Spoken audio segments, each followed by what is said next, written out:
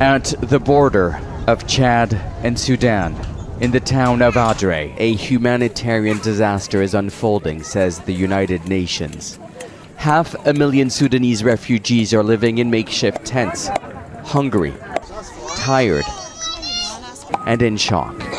Images of the violence they have left behind circulating on social media show men, women, and children buried alive in mass graves. Signs of possible crimes against humanity committed in the Darfur region, as the conflict in Sudan shows no sign of ending. They attacked us for 3 days. It was intense. They went from door to door, rounding up the men. They took them out and killed them. They called the father of my children into the street, shot him, and killed him.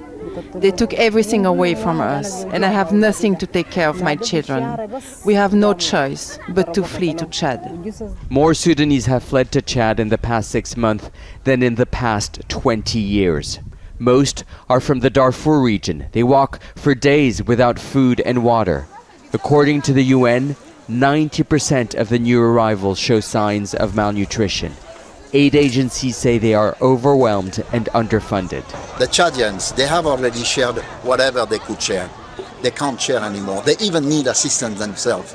So now we need to assist all those 600,000 refugees that came, the returnees from Chad that were living there, but also now we also need to support the Chadian, the host population that are there, that are also suffering like all those Sudanese that have arrived.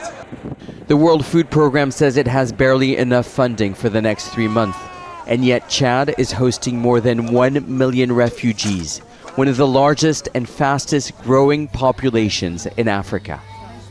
Almost a decade after the violence in Darfur, once again, the UN is warning of a spiraling catastrophe the world cannot ignore. Nicolas, Haque, Al Jazeera. Make sure to subscribe to our channel to get the latest news from Al Jazeera.